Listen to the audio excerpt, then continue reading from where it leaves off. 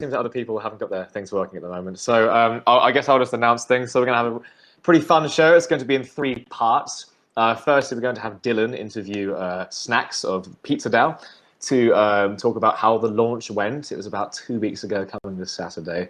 Snackman was Jack hasn't appeared yet, so I may not be interviewing him after all. Okay. Thank you. Okay. That's all right. That's all right. Well, that was a 5-minute thing, and then we're going to move on to our featured author, which will be Robbie, or Indefatigable, or Indy, as he's known. And we got something very fun for all of you. As Easy can't be here, we are being co-hosted by Eric. And Robbie, we got some fun things in line. Because Robbie is going to be talking about his book, How Not to Be a Dick, and there's going to be some sketches. I will wait for Robbie to explain things on his end. It's going to be very fun. And then after that, we're going to be talking to Andy and Lindsay, hopefully, who, if you guys remember Andy from a couple of weeks ago, he launched his puzzle, and it's been cracked, and cracked by Lindsay, and Lindsay's going to basically explain how she does it. So lovely stuff. I suppose we will wait a couple more minutes for Snacks to arrive, and then if not, head on over to Robbie. Let's just check something.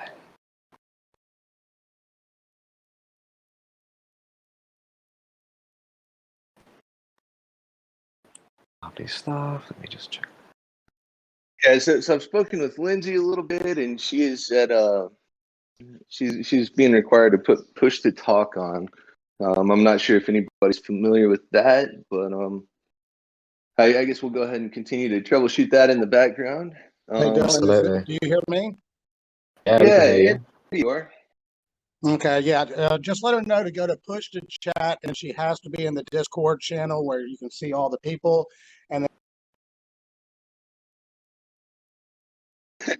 and now it sounds like Andy's having mic problems. It's the gods. I mean, seriously, kill the audio problems with fire, y'all.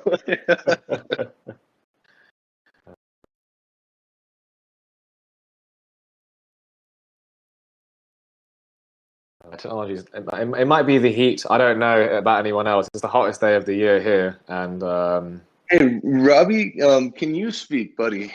Are you having audio problems too?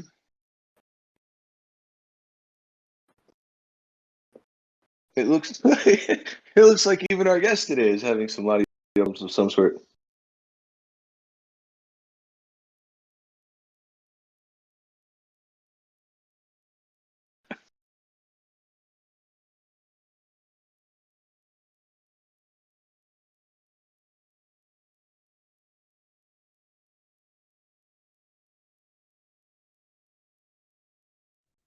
I think I figured it out now. Is this working? Well, you can hear you again if that's what you're asking. Okay, perfect. What's up, TokenSmart? What's ready? What's up, Andy? How are you today, bud? Man, since we're going to do some dead air for a second, man, y'all go check out Twitter page. I'm going to chill for a second here. First 20 pages are now released. Go read the first 20 pages. Synchronistic chill. That was an excellent shill, my friend. Yeah, I'm going to go ahead and drop a link to that in the chat for everyone so that even if we're going to have some audio problems, maybe we can still get some good old-fashioned text going today.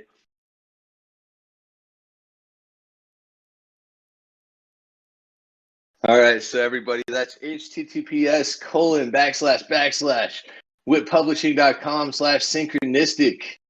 Go scope it out. The first 20 pages are up, and me and Mr. Andy here have been working on some pretty impressive stuff that you guys are really going to like. The first drop is about ready to go, and well, word on the street is that maybe those are going to be coming out within the next couple of days here. Isn't that right, Andy? Not only that, for the people that read the first 20 pages, and over at Ashley Isaac Stevens' Twitter page, which is at Ashley I Stevens, if you put a message down saying, "Hey, I read this,"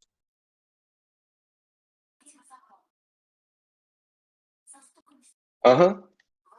Are you still there? Number 4, number 5, and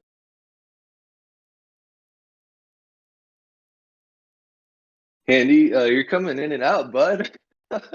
It's so interesting because Robbie has messaged me saying that he's having connection issues, and I'm having personal connection issues with my live Lindsay's stream. having the same problem. What's He going on? says it keeps kicking her out and it won't let her find the server.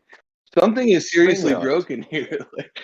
Oh man! Although you know, in addition to I guess my audio still works. I might as well show something for the good people here, right? What do you think, Jim? Absolutely, should I tell them absolutely. about the price of Bliss Eternal? Yes, I mean, absolutely. I mean, yes. I checked your OpenSea with the price per ton. You know, you've got a lot of sales. It seems really fun. I'm really excited to read it because I was really thinking about the name as well, the price of Bliss Eternal, and it's like I was like, God damn, that's such an interesting name. And and it's a fiction book. Yeah, there is some I won't steal your Somebody thunder. needs to be muted. Is the fire alarm going off at someone's house? Please call 911 if that's the case. That's so funny. So yeah, the price of Bliss Eternal. Please talk about the book because I'm really excited to read it. And obviously, you can read it for free, as you can do all our books for free. Yeah, and there's a special story about that one too, because my good friend Eric Stowe, who was going to be our surprise host. In addition, man, you guys, this show is going to be so epic. Like, I'm so sad that we're having all these technical I'm amazed. We had not only a surprise guest, we had a surprise host. And I assure you all that the surprise guest was provided less than 2 hours notice prior to the start of the show. I mean, it was all perfect. It was going to be epic. It was going to go off without a hitch. And so I'm really disappointed about that. But I do want to say that my good friend Mr. Eric Stowe has done an amazing job after reading the story, The Price of Bliss Eternal, on a cover that represents what he thinks about that story. That's gorgeous. And so I think it's probably the best thing I've done. I don't know, like in terms of like literary stuff, in terms of like the content, the actual story, you know, it really came together, man. The bewilderingstories.com really helped a lot with it. And so I don't know. It's at this point it's a collaboration between me and, you know, a handful of different people who've kind of, you know, read it and reacted to it, you know, encouraged me for having created it and done covers for it and so on and so forth. So I mean, great. It's really it's been a lot of fun. You know, kind of using that to it's taking over for Bring Back Satire. So what I did, the thing that I'm showing here is the audiobook version of The Price of Bliss Eternal. And basically right now it's being mastered by a sound guy. And I guess it's going to come out before too terribly long. And we're going to be airdropping that to all the current token holders of The Price of Bliss Eternal. So, you know, kind of doing the new thing with The Price of Bliss Eternal for once instead of with Bring Back Satire. Kind of mixing it up a little bit. Got to keep them guessing, right?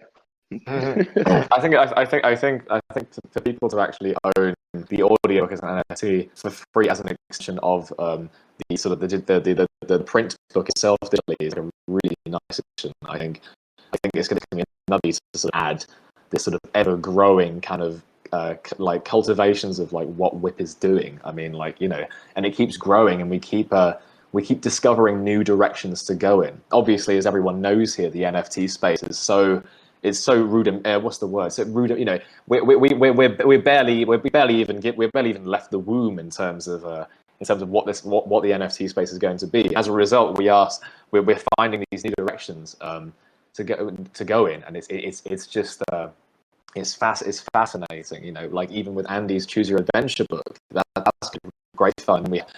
Was it Lindsay last week who spoke about her kind of erotic collaboration with her literary magazine? No, that was Jenna.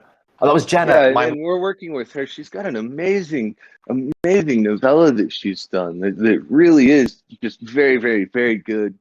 It's literary fiction. We're working on putting a cover together for it, and we're working on doing some things like an audio book potentially for it. And then we're going to release it with all the bells and whistles on WIPP as one of our works. And next week's guest is going to be very, very interesting. I think you guys are going to have a ton of fun with the show next week, assuming that the audio problems at some point get somewhat resolved somehow. I mean, they weren't this bad last week, so maybe they'll be better next week. But Jimmy, I have an idea. Yes. Why don't you spill your book? I would love to hear What a bad idea. How the progress is coming with the audiobook creation and so yeah, forth. absolutely. So I'm currently like falling away into reading the second chapter. That's going to be great fun. You know, I'm really excited to like just get in the thick of it. I mean, the prologue is up for now on Libernet Live. Anyone can listen to it. I can send it. I'll put a link in Libernet in a second if anyone wants to listen to that. It's going to be really fun sort of getting into the thick of the book, and I want to be able to explain these sorts of philosophical concepts, but in a way that's kind of articulated in a way so people can really follow along to what's going on. Because you know, it does get a little heavy at times. As Dylan would know, Dylan read the entire book and wrote the foreword for it. I thought it was a really lovely, brilliantly written foreword. I was very honoured to have Dylan write it for me. But as Dylan points out, the foreword it gets a little hairy at times, and luckily, as Dylan said, it wasn't any problem with maybe the way I was writing it, but what I'm trying to express. Because the book is a bit of a paradox, because I'm trying to talk about the shortcomings of language and the paradox of language sort of disguising the truth of using language. And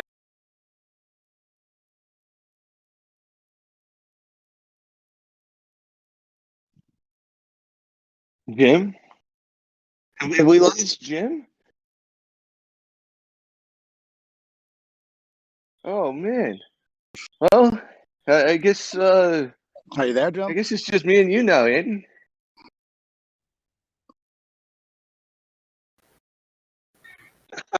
All right. That was going great though. I really I like Jim's book. I liked writing a foreword for it. I was very proud and honored that he asked me to do that. I think it's definitely a book worth checking out. There's a lot of really funny things about language, you know, and some of these guys like Terry Pratchett used to, you know, write things like, you know, about fiction that say like you're using lies to tell the truth, you know, and you think about it, and it seems kind of immoral at first because lying is supposedly bad, but at the end of the day, the problem with language is that it can't actually be the thing that it describes, and so you end up in this weird spot where there's like a paradox, because you can't say anything that completely tells the truth, so to speak. So when we communicate, we do it by almost exclusively lying to one another. That is manipulating the attention of the other person to arrange the neurons in their brain in a particular way. Jimmy, are you back? Tell me you're back, brother. I'm back. I'm here. I will tell you. I heard the whole thing. I will tell you that I've been disconnected from this chat a couple of times. So it isn't Robbie, or I don't think it's anyone's fault. I think there is just something weird in the air today. Tried this on other servers, and it isn't working there either. Yeah. Even on like StreamYard. It's a small miracle that we're able to keep the show going at all. I'm amazed. And thanks everyone so much for keeping up with us. I mean, it is something in the air. Maybe it's like, I mean, I keep predicting this sort of solar flare that's going to, you know, take down electricity. I don't know, like, what do we do then? But, like, the curse of Bitcoin Miami. all social media goes kaput, and it won't go viral because there's nothing to go viral on. Lovely stuff. Yeah, I wonder if we could get Rizzle up here to say a few words. Rizzle, do you want to come talk to us for a little bit, man? Yo, I can talk. Can you guys hear me all right? Yeah, buddy. How are you today? Yo, I'm good, dude. I actually just got into Miami and got into the hotel room and popped in to catch the show and got on the Wi-Fi and everything. And it seems like you guys are doing great, crashing the audio while I'm not there, and, you know, destroying all of the tech situations. You know, that's how we roll. That's Hey, right. That's right. can It's like anyone the hear Who me in a now? hotel room, right? Like Exactly, man. punk Yo, rock, excited to hear baby. about the book airdrops, man. I scooped up a bunch of books. I'm a big fan of your guys' project, and haven't had a chance to really like dive into them. But I'm stoked that you guys are pushing forward and building on what you guys have already started with the airdrops and everything. This is awesome, man. That's Oh lovely. man, yeah, absolutely. And thanks for the prompt to kind of give you guys an update with what's going on here at Whippy. We're breaking off from the Libernet. We're gonna try to make money. We're gonna try to do the thing where we like raise a little bit of money, like, try to kind of go pretty hard and like the paint here, and try to make an impact. And it's gonna be a long and difficult journey. Talking. But yeah, we're Yes. starting this weekend, man. We're you- gonna try to build a platform and Hear that? really start unlocking some new features for you guys, so we can expand the number of people writing to the blockchain. Dude, it's awesome, man. Now is the time. I feel like you guys are like the premier people. I feel like making headway in this space. And I know I've sent a few people who are interested in doing, books and publishing on NFTs your way. So really excited about what you guys are cooking up, man. And I'm honored that you guys are here on a weekly basis to share it with us. Yo, I saw Eric Stowe's mic pop up. He might be like That's right. I think he, mashing or whatever he's doing. I think he was trying to speak. Yeah. Can Eric, you can guys we hear you? am Yeah, I man. There we Oh go. yeah. We did it. We did it.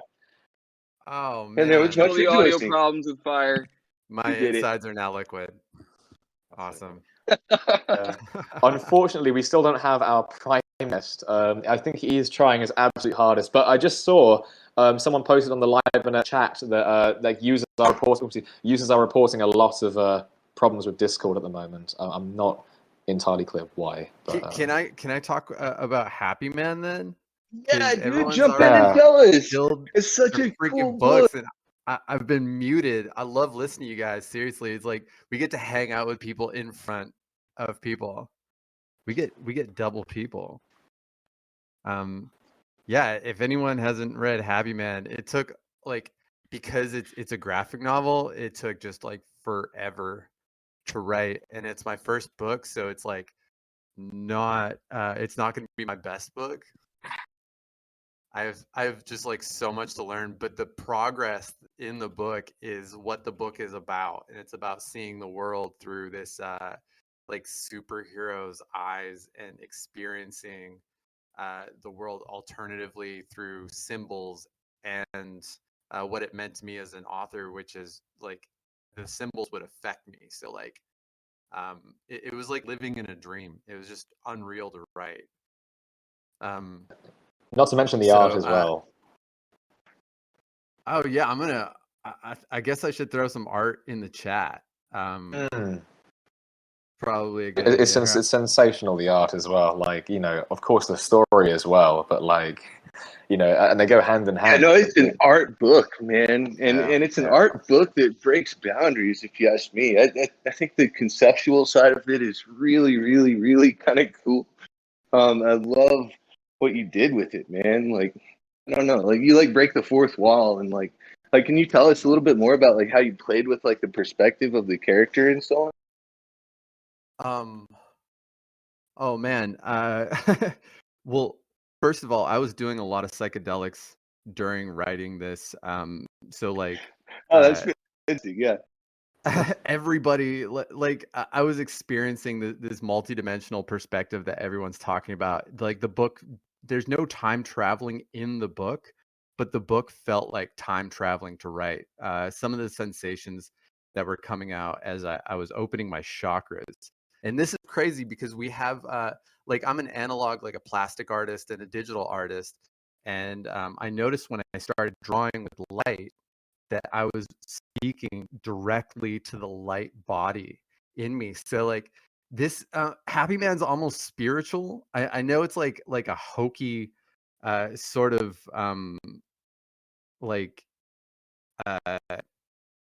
thing to talk about, because this I don't think it's hokey. I mean, it's definitely abstract, but man, like I don't know, man. Like Star Wars is hokey. Like Happy Man feels like a trip into your head to me, you know. I was totally this yellow asshole for a while. It made me think a lot about life, but like he's this solar consciousness.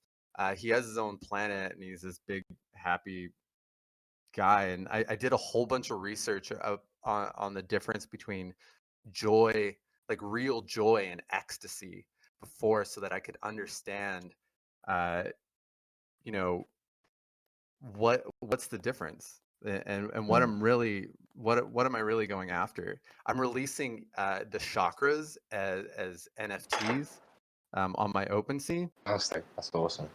And like, so I've released 50 of the fifth dimensional chakras because I get to time travel back to now and talk to you guys about that with these chakras, using the power of my chakras. And like so I've released the base chakra, the root chakra, just so I'm here, and then the 50 fifth dimensional chakras because they're kind of infinite. Like the contemplation I did, the philosophical contemplation of what it means to be a human and having a human experience. Like Amish shit. Yeah, that's what's up, Jose. Yeah, it The was cyborg Amish stuff. That's so funny. Yeah, Well, yeah. it's funny though, because the shit that, like, I did in Bring Back Satire is in some ways like a more like strictly literary like approach to like that same problem. It's such a trip. Like I just went and read like a bunch of Aristotle and stuff and tried to figure out like what it means, and then I it's funny because I finished the book, and then I went and I read Simone de Beauvoir's like Ethics of Ambiguity and started thinking that maybe maybe I was taking this whole happiness enterprise just a little bit too seriously seriously. myself. But what would you say like your reflections are on Happy Man, like having finished it? Like did you accomplish what you were going for with it? Like did you experience the growth that you were looking for? Yeah, like from the first page of the book, which I'm gonna post so that everybody knows where I'm coming from. So you're not just seeing Post it like away. the you know, the ridiculously good art that came as a result. Like my whole job during this process was to become a graphic novelist. So like I had to teach myself how to write, and then like the idea is to show writers too how to get better by sticking with their process and following a story. And so it's, I don't know if it achieved that. Like you can see, like I added different fonts to it. Like I spent just years and years, like leading up to this this articulation, and I wanted to show artists who suck, like I sucked, that it does get better, and it's about self clarification. It's about kind of going through the gauntlet and growing in this in your pages, and consistency in the narrative. And so like the, like I kind of hate that about this book, that it seems to be all about me. But like when I watch movies, I wonder about the writers. I'm like, this is a reflection of the writer in this way. This is a reflection of the writer in this light, and dealing with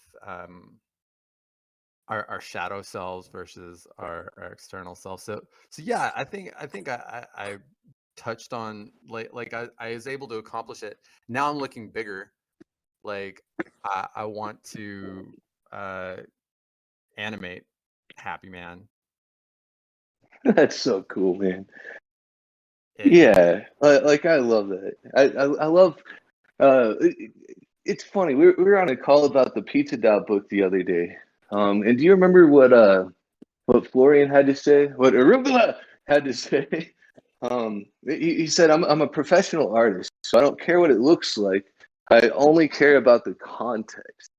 And that was just such a fascinating kind of like thing for him to say, that like I've actually kind of been sitting around meditating on that for the last couple of days, and I think that like the really special thing about Happy Man, to me at least, is the way that it supplies its own context.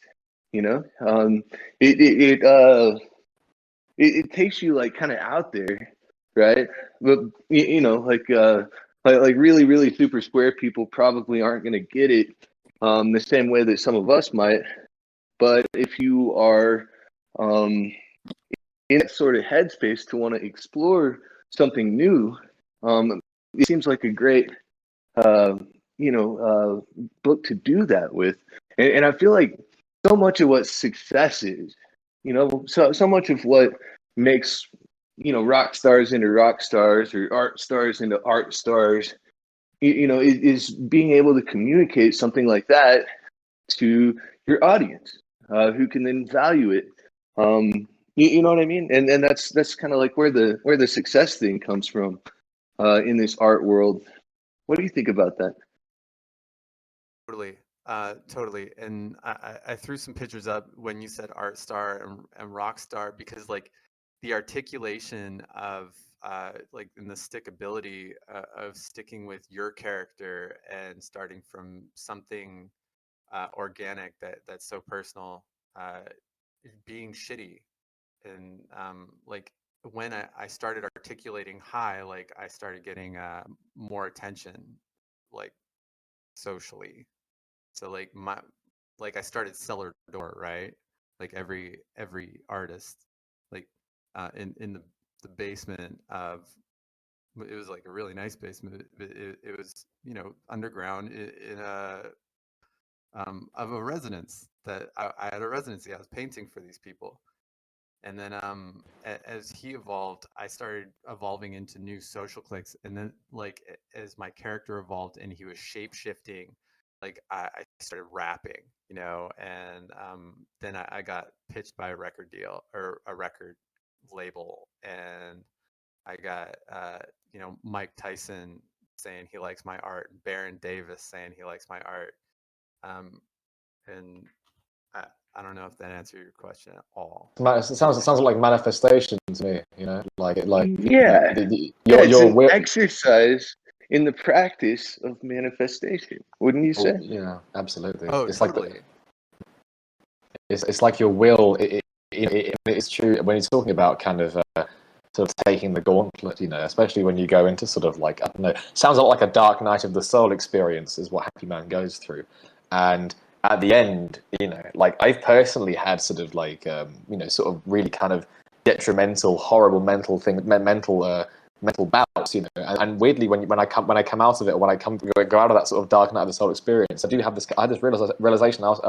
It gave me the tools to realize that like I can do anything. Obviously maybe not. This is my personal experience. This isn't exactly what you're talking about. But I think when you do sort of have these sorts of very obtuse and surreal experiences, you can come out of it and say, like, my will is reality.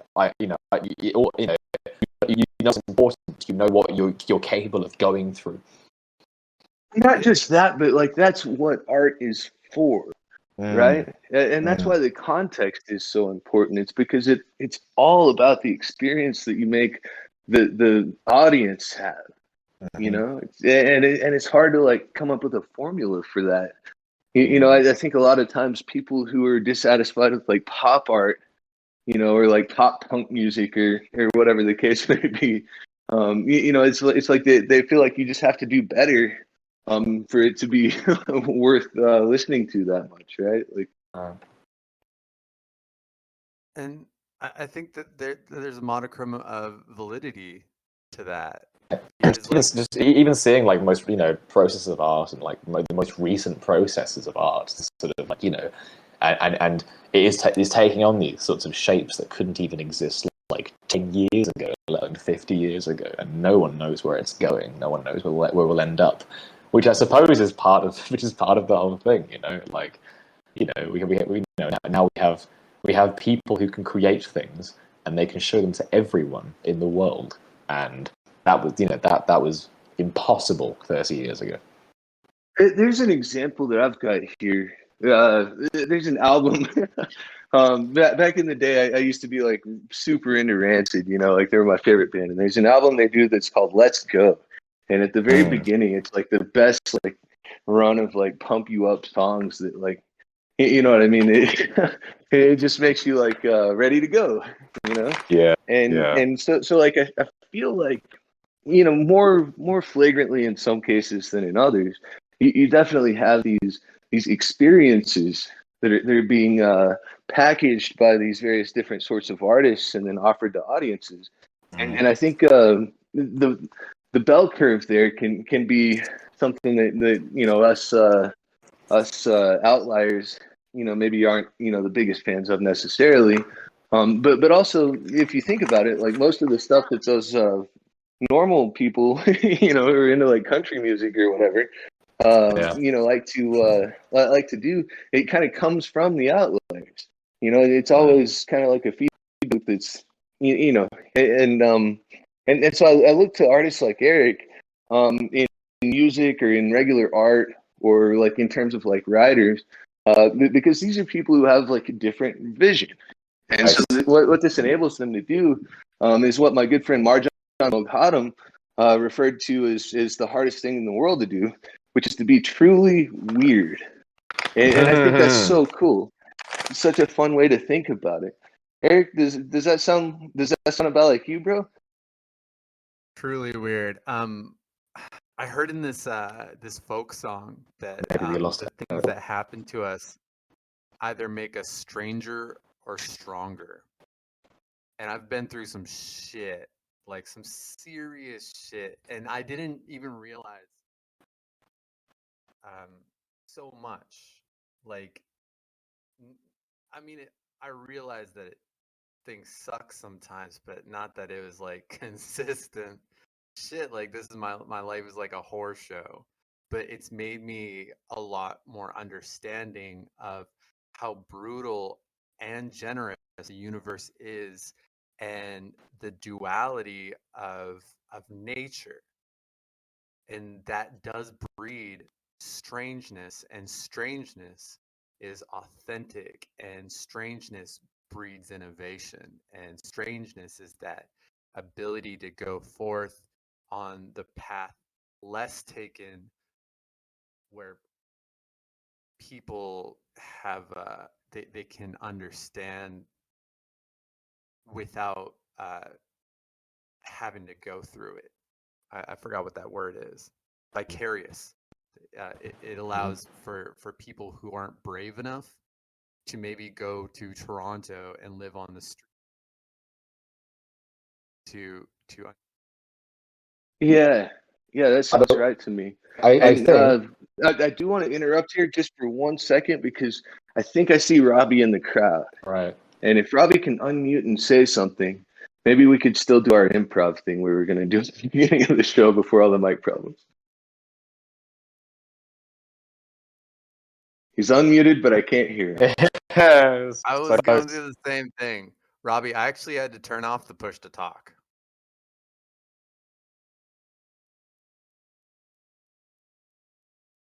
Dun, dun. Because we were going to do an improvisational thing that Robbie was going to plan. How ironic it is that we've had to improvise this show instead. Lovely parallels. Speaking of improv, maybe we could get Snacks on the mic. I see him in here too now. If he could unmute, he could. Hey, it's so good to hear your voice. Got on. It was Discord. Thank you for the server troubles. Welcome to the show, my friend. How are you today? Aside from the hair-wrenching server troubles. I'm feeling good. I'm planning for Miami. If anybody's going to be there, go to miami.snacks.xyz and join our Discord server, and we will see you there. Nice. I think Rizzle was saying that he's actually there. And the reason Easy's not hosting with us today to help with the audio problems, whether to help make them better or help make them worse, he's on a plane right now. Miami. Everyone seems to be going to Miami. I wonder why. I'm bloody British, so I have no idea what's popping in Miami, but obviously something fun's happening.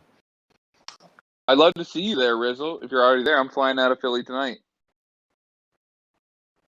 But yeah. Well, Snacks, man, you've been through some shit lately, right? Like you helped to buy a bunch of pizza for I guess just kind of people who like to eat pizza like not too long ago, right? So I stopped by here twice, I guess. I was on Dab Dragon's show one time, and then I came by. We hosted the WIP meetup at the pizza shop, and I talked a bit about it. So y'all might already be familiar, but yeah, we did. I think we did great. We raised, and I also have to thank Rizzle and Love Handles for even donating an ETH to the cause. But we did great. We raised, $1 million some dollars, and we managed to spend about 300 grand on pizza on May 22nd all over the world. We gave $625 each to pizzerias on every continent except Antarctica, like 50 plus countries, maybe significantly more than that actually, and 200 some pizza shops. So many photos. If you go to our Discord and you scroll in the Pizza Day posting channel, and it was just amazing. It was crazy. I'm still kind of confused.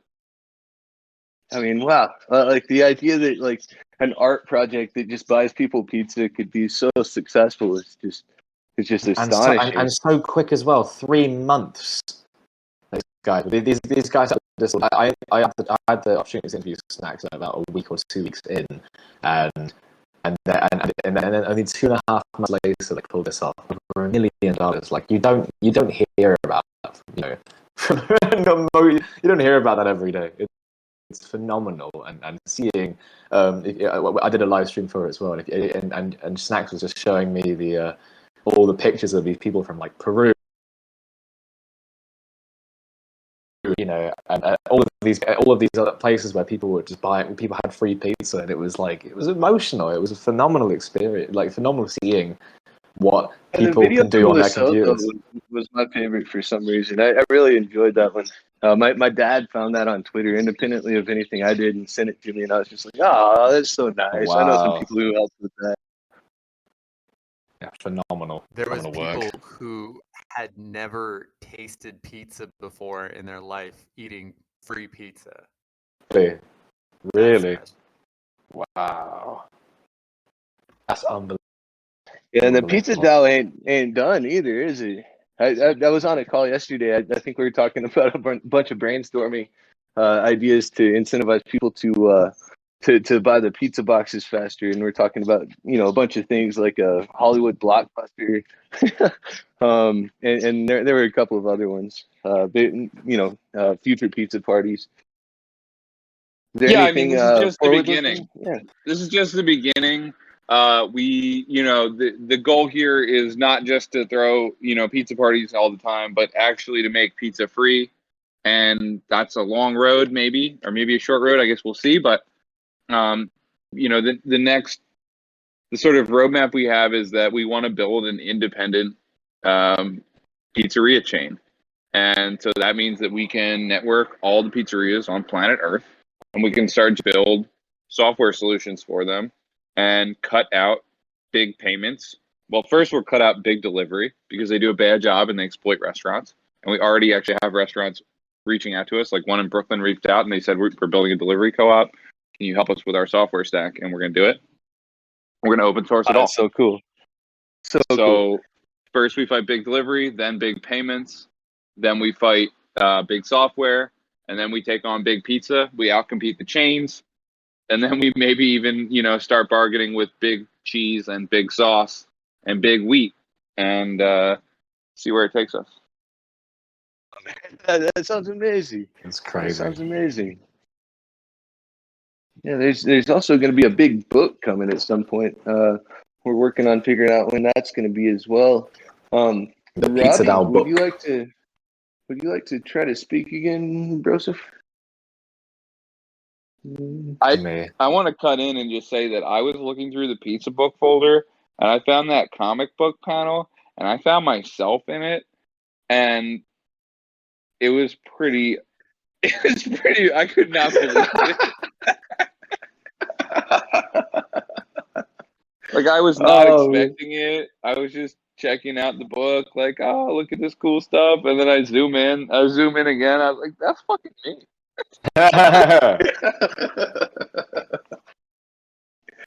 Oh yeah. That's crazy. Yeah, that's from our friends at Corporate Comics. Rocky, Mariano. I believe they're so they're over on that side of the pond with you, Jim.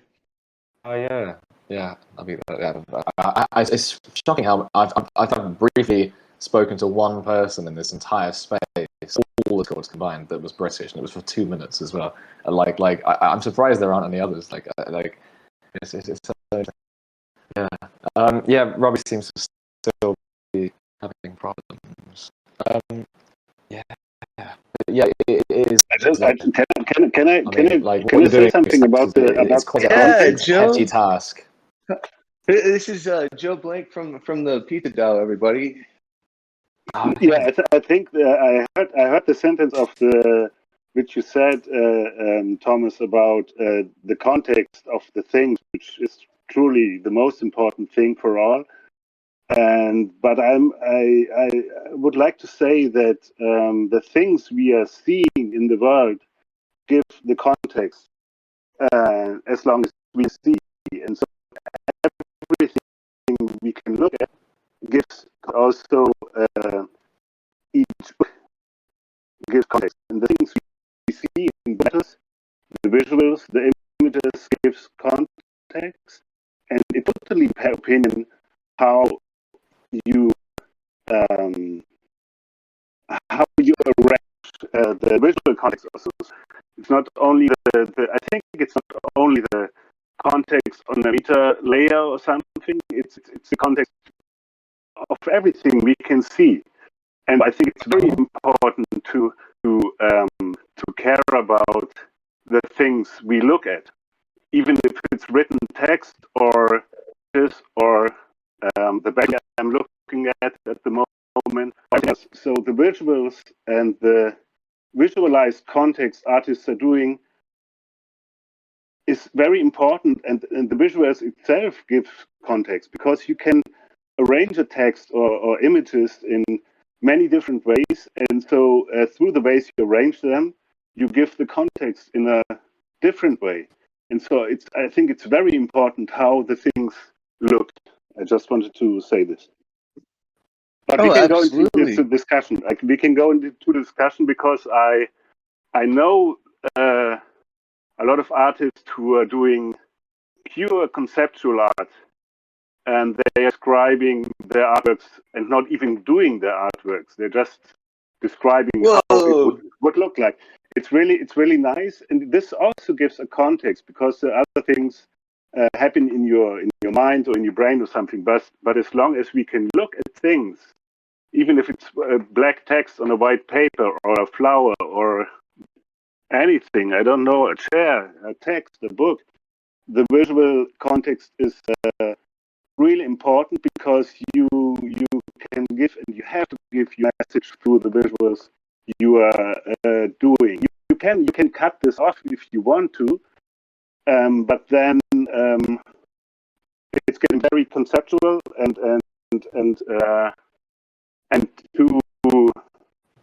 too abstract for me. Yeah. Spoken like a true master of layout.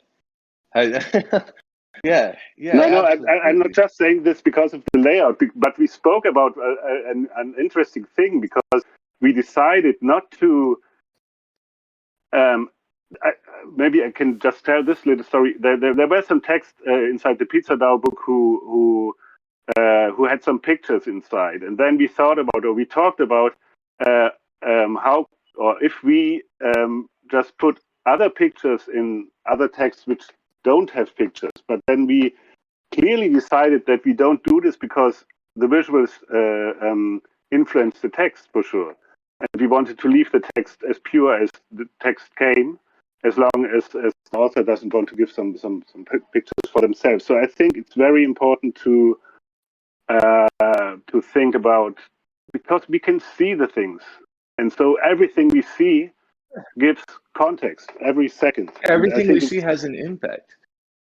Yeah, and I think this is very important, and we cannot cut this visual context out of anything. But we can close our eyes, which is also really nice. And then no, this is really nice. But and then we can arrange the visuals like we want to, when we close our eyes. But we can also arrange the visuals how we want to when we open our eyes and go around. Is that an inherent ability of the human mind, or is that a skill that we have to train ourselves to do? Yeah, I think it can be trained in a way also. But I mean, it's a nice thing to close the eyes and arrange the things how you want to. Of our sensual allocation happens in our eyes. 70%. Mm-hmm. Yes. Mm-hmm. So the visual context is really important, I think. But it would be interesting. There's a bunch of parallel processing that happens when you read as well. I don't know if you've ever known how science magazines have narrow columns of text, and that's to encourage the reader's brain to focus more thoroughly on the word that's in focus at any given moment as they read through the document. And it really does. It like frees up some RAM or something. And so if you're reading science, that's the way to try to lay it out if you're writing a science paper. It seems like Robbie's mic is working. I saw that in the chat. Can we? Whoa, really? Robbie up here? Robbie! Bum bum bum bum. Is like a bow wow. Is he here? I mean, it's green. I still don't hear anything. So close. So close. We'll have to the try this consistent next week. letdown of the day. Yeah, these audio issues are really kind of killing the vibe, aren't they? I think we've had great fun. I think considering how everyone is having problems with Discord, I think we've done very nicely, and we can always we I really just woke up on the right side of the bed today. I'm just gonna feel great today, no matter what happens. I think I was at the park with my dog earlier, and he was running around all crazy, even though he's like almost 14 years old. Amazing. Like, how much is that? That's old. Isn't it? We're just gonna have a good day today, man. Like that was. What was it where you are in Texas, Dylan? Is it warm? Is it where you are? Yeah, I'm wearing shorts and a short sleeve T-shirt. Walking around the house. I don't know. It's probably 80 degrees outside, so it's not hot. At least not for Texas. It's really warm here. It's 75 right now. Yeah. Which our friends around the world can't understand because it's Fahrenheit, which is. I didn't want to say anything. I wanted to be polite. Gibberish.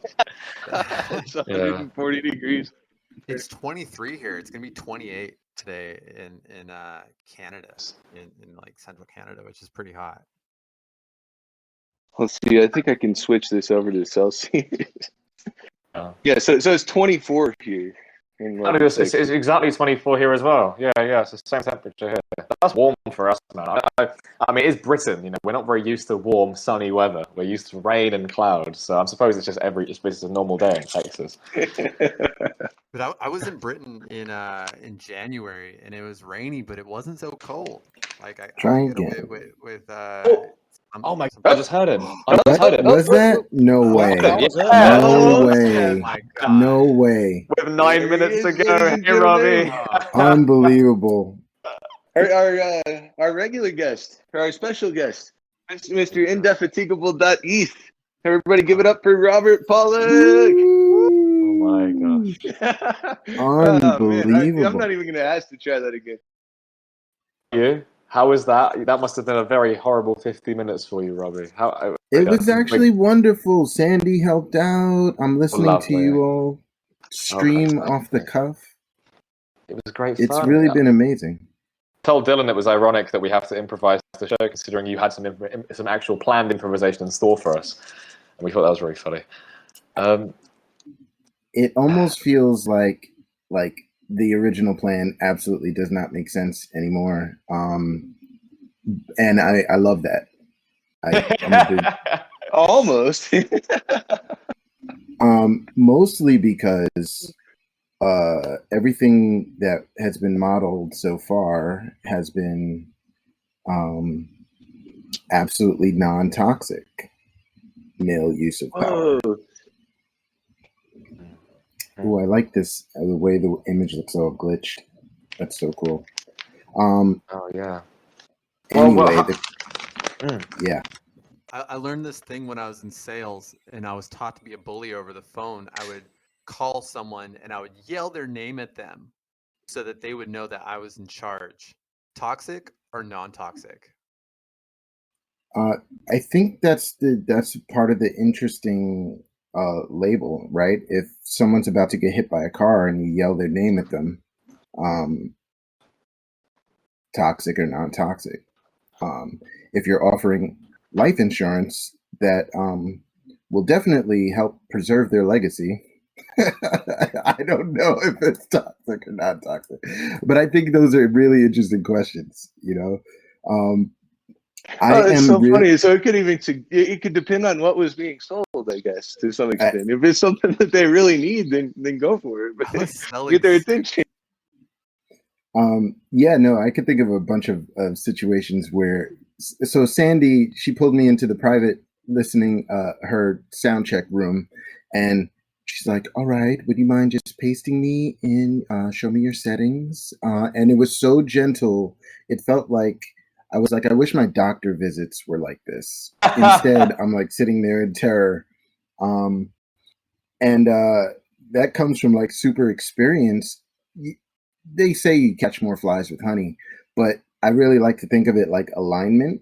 And, when you make a person your enemy and it turns into combat, that's sort of a challenge. When you can get people to Dr. Meow Meow, Sandy, so much. When you can get people on the same page and on the same team and the power is distributed, because the other sort of sales tactics, other than bullying and coercion, are ones to sync people together. Breathe at the same pace of the person. Repeat what they just said. All those sales tactics are ways of maybe finding an optimal mirror their solution body language. Exactly. And those are examples actually of non-toxic behavior. If someone expresses a concern, you validate the concern. Yes, that can be frightening or challenging, and you move on to the next thing. But maybe they don't want your product. Maybe they don't want your thing. And like, if you have built that connection, it's been proven over and over again that the relationships are more valuable than just getting what you want in the moment. Anyway, I'm not here to preach about this stuff, but I think it is interesting that it's constantly playing out. And that's what listening to you all for the past couple of minutes has been. It's like very non-toxic, and I really appreciate it. Yes, Sandy. Absolutely. The idea was, yeah, go ahead, Joe. Yeah, I was actually going to say that, I mean, the idea of non-toxic behavior really ties in with your book, actually, which is what we were going to speak about today. Unfortunately, we couldn't. But like, and this was what the this is some of the things that I think you address in your book, how not to be, which is fascinating. Yeah, especially when you're emotionally charged. So it's like, it's fine and all to be not a dick when things are going gravy and you're getting what you want. It's when you feel publicly embarrassed or internally embarrassed, or like someone shooting at you or ignoring you, or you feel disrespected in some kind of way. That reaction is the kind of thing that triggers, and people have different triggers, obviously, but I think being aware of those, physical signals in your body, sweaty palms, sweaty armpits, that tension wherever it sits in your throat, and your eyes might get a little watery. I've had that happen in online spaces. Somebody gets in a room and they're shooting, and like, I'm not even sure if they know the impact of what it is that they're saying. And like, how do I not be a dick or a bully in response? These are tactics that can be learned, I think. But just being aware. Robbie, I want to introduce a new concept to you. The concept of not ending at 1:30. I think that there's a possibility here that we could actually go ahead and dive in and do the thing that we had planned, because Sandy is saying that we have time if we want to go a bit over. There's no bully me out show, so we don't have to rush. And I do want to go ahead and shout out Sandy, Rizzle, Snacks, all of the people who have helped us sort of manage the disaster today and turn this into an awesome show and have a ton of fun anyway. I don't know. What do you think, Robbie? Would you like to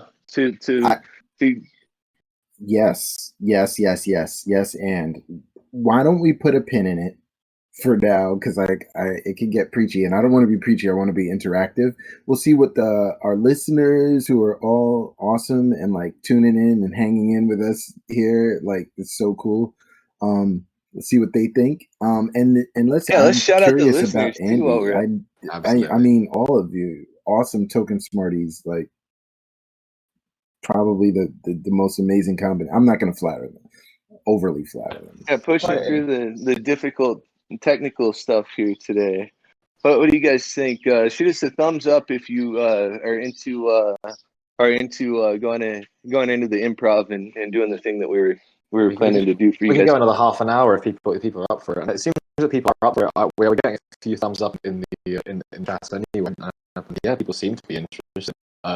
We could, another hour is absolutely fun with me. That'll be, that was really exciting. I was excited to do that. Yeah, I think people are interested. I think people would like us to keep going. That sounds like a winner for me. Yeah, we got It's Carolina shouting out, do it. All right, Robbie. But I think we've got the go ahead. All right, cool. Yeah. All right. So everyone at your keyboard or thumbs ready. I think we're gonna like brainstorm a scenario together. We heard one awesome one, phone sales. I don't know. You might want to call your local representative. You might be negotiating something with your boss or with wait, Robbie. a friend. Is this what I'm doing to you right now? Is this toxic? Interrupting you?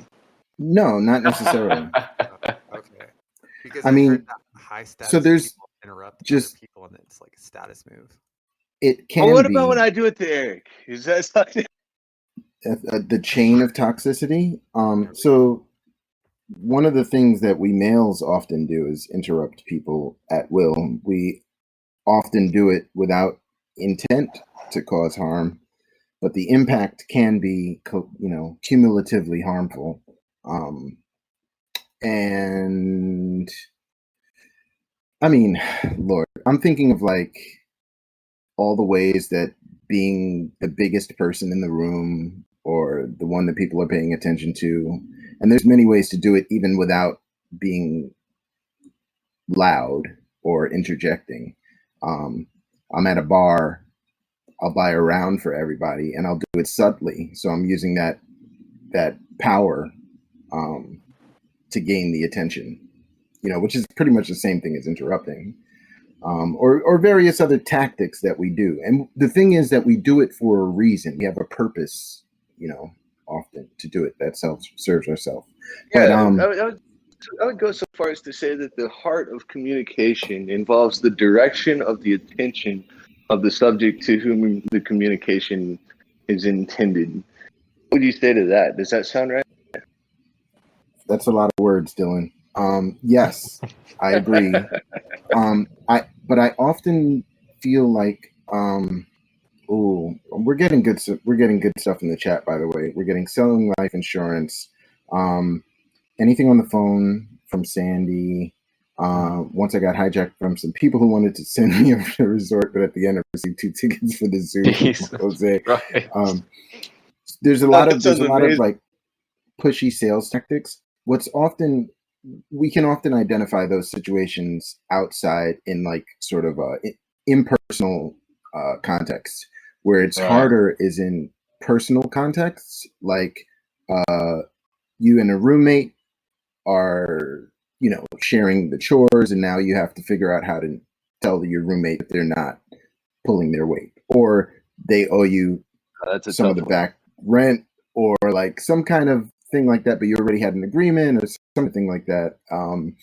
There's tons of it's so much harder, or with a significant other of some sort, tons of problems arise that back you when don't even realize you're bullying. Back when Tell me about grad school, man. We took a class called Dialogue and Discourse, and the idea was that we wanted to learn how to be good interlocutors. And one of the principles in the textbook was that it was bad manners not to interrupt somebody if you had something that was really on par with what they said. And I thought it was really funny because there was one guy in the class who always interrupted everybody and did it way too much. And it became just like this awful behavior. And by the end of the class, we all kind of hated this guy. But it was like, I don't know. There was kind of like a line there, and you had to I think the trick was to modulate whether what you were saying was germane to what the other person was saying, or if you were interrupting them, where you do it for a relevant reason. And so it's one of these things where you got to kind of fine tune it just a little bit, or something like that, right? There are definitely no general rules of thumb to how to behave. I think one of the really cool things that you brought up, though, is the idea of being aware that what your intent is may not be having the impact that you think it is. I mean, so one of the things, nothing pisses off people worse than that feeling of raw confusion when somebody blames you for a thing that you absolutely had no intent. I wasn't trying to shit on you, so-and-so. Why would you say that I was? That kind of thing. And one of the main tactics that we can use to be aware of that is shifting our perspective from one of victim into one of curiosity. And not to get too Buddhist on it, but it allows you to maintain your poise and have openness to understanding the other person's perspective. And when it comes to interjecting, like Eric mentioned earlier, we use our eyes all the time, and not everybody has the same level of vision, but for the majority of people, when we're communicating, we're nodding, we're breathing in deeply. There's a bunch of acting exercises known as using the Meisner technique, where I'll get a room full of people and we'll all converge on the center. We're in a circle. We'll converge together to the center without saying a word. And then we'll all expand without saying the word. As you can imagine, the first time we do this exercise, it is a little bit bumpy and chaotic and very lumpy circle that forms. What happens is, after 2 or 3 times, people are really paying attention to all the nonverbal cues. And some people feel inspired to be the leader. I'm going to be the person who decides when this circle goes in. You can really identify them very quickly. They are the one that drives the thing. And then as a facilitator, I often identify that. What's that need to be the person who pushes the circle in, versus the weird, wonky no space of listening to the group with your eyes and your body, and all converging in. And I think that's the really cool space. Yeah, Sandy, all those techniques are used really to help team building, but I think they're also really good in interpersonal spaces where you're coming from a listening and curiosity perspective versus I need to win. All right. I think we're almost ready for a scenario too. Do you want to have Eric try to sell Jimmy some phone insurance or some life insurance over the phone? It's so funny that you mentioned the visual cues. And so that is problematic. You can enforce your rights to a piece of copyright unless you own the rights. They're registered. So copyright exists the moment something is fixed an idea is fixed, a tangible medium of expression. That's a copyright. It's not registered, you cannot enforce it. So I question artists who are going to go and put yeah, I went ahead and had to mute Natalie. What do you think? Was that a dig move? Something. I'm not sure what he was trying to sell. But, I'm just posting Robbie's book into the chat, just so people can have a look at that and you can read that for free. Yeah. So what? Yeah. How should I act if Eric's gonna do this? Should I be passive? Should I be aggressive? Should I be assertive? You're not gonna warn him how you're gonna act. Okay. And everyone who's listening right now, your job is to identify any of these negative or positive behaviors that you can see in the image that I dropped. So there may be motivating, convincing, coercing. There may be other higher level things that are happening in the thing, but probably since it's two people, it'll be in that purple interpersonal category. And we can see what happens. Feel free to act however feels natural. I'll still play a character. The trick is that the stakes have to be high for you. So when we set up the scenario, the stakes need to be high for both Eric's character and for your character. All right, if we're ready to go, I would love to. I've got it. Yeah, I've got it. All right, I'm gonna shut up now. Okay, I guess I'm gonna use the stock sales tone. This is completely unrehearsed, by the way. Yes, yeah, yes. The point, I think. Improvisation. And I want to like profess it. It is a numbers game. Like you call so many people a day, and someone's gonna say yes. But ring ring. Ring ring. Hello. Jim. Hello. Jim. Hello. Hey, Jim. Jim.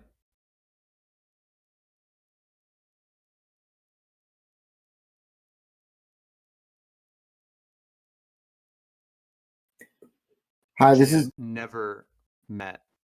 So right. Don't try to rack your brain trying to figure out who I am. Yeah. So, can I help you? Bill, the reason I'm calling is I work with a couple of guys in your building. Do you have a message for Jim, or can I help you in some way? Like I don't understand. Who is that? Jim, some guy named Eric is calling for you. He works in the building. Bill, just give me the phone. I don't know what this is. Excuse me. What's your name again? Can you please tell me your name? Jim, Eric Doe calling. All right, I'm sorry. I don't have a cousin. I don't have a cousin named Eric. What is the reason for your call? Point. I would have just straight up been like, these people are not worth my time. Like that, and that's the end of that conversation for real. I mean, like, this is dumb. Well, I'm going to continue. But now I am Jim. I am this your is cousin. Eric's supervisor. He's not allowed to get off the call. Eric, so you're not allowed to get off the call. I need you to keep telling me. What are you trying to sell me exactly? I have no cousin called Eric, and I'm very confused as to what you're calling me for. I've had these scam callers. Jim, the reason I called is I work in the building. This is scary, Jim. What do you do in the building exactly? What I do is I come into the office and I sell insurance. See? And how's that going for you? Jim, I was wondering if the next time I'm in the building, if you're okay to take 5 or 6 minutes, sit down, see if there's anything I might be able to help you with as well. Like, I feel like someone's told you something about my history. I'm in remission. I'm cured basically. If you've heard anything regarding my personal medical affairs, and you're using this as a kind of a giddy up to Jim, sell me we've something never met. in the still building. trying to rack your brain. Stop trying to rack your brain. It's not going to work. Do you have your calendar in front of you?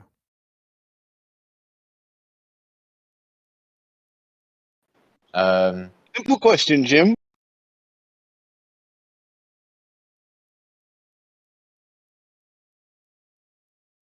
Who's that? How many people are on the call? Me, and I have my cousin. I have my cousin Bill next to me. Yeah. I don't like what's happening. I don't like what's happening, Jim. I'm scared. I don't like that these people honestly, know about I'm your not life. super happy with this either. I'm glad I chose to listen into this call because I feel like Eric talks really slow. We're gonna put a pin in it. We're right gonna there. have a word with that. Thank you, all performers. Okay. Round of applause for everybody. That was amazing. What's the next I'm actually, I would suggest 2 spin-offs, and we box them really quick, 1 minute, really high stakes, if you don't mind. So the supervisor and Eric, I'm really interested in that. The stakes are really high. Supervisor, you want to make money, and Eric, you want to keep your job. So that's a really good one to play out. And then Bill and Jim are going to have a conversation about, what happened on the call. Okay. What happened on the call and why Jim keeps getting calls like this and entertains them. All right. So first we'll start with the conversation that happens between the supervisor. If that's all right with everybody, I hope everybody's enjoying this. I am. And then we'll identify Lindsay with an E. Will identify the toxic behaviors or the abuses of power in both directions. Here we go. All right. Supervisor and Eric, are you ready? And I want you to both to remember the stakes are super high. You have to feed your family. You have to, get out of debt that you owe the mafia. You need whatever you need here. So it's not a game. All right. Let's get it. Eric, Eric, don't hang up. Don't hang up, Mr. Stowe. Don't hang up. Are you there? This feels like the opposite of my training. Exactly what I wanted to talk to you about. It's the opposite of your training. We're supposed to talk fast. We're salespeople, goddammit. What are you doing with your time? The stakes are so high. I feel like if I talk slower to clients, they will think that my words are more precise and important. No. Now you're doing it to me. Just talk like a normal human. I don't know how to do that because you're a top salesperson, Eric. You're the best we've got, and you're not performing anymore. We need you to step up. I came to work today, didn't I, Dad? I mean, sir? I'm not your father. There's something that's happening. Well, what is it? Go on.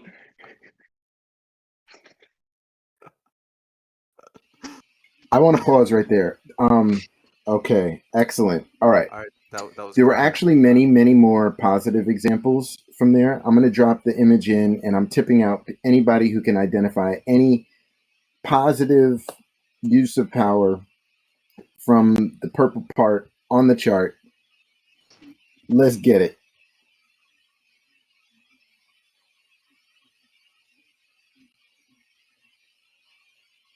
Andy says bully. There's a little bit of bullying. Yep. I feel like I'm in HR right now.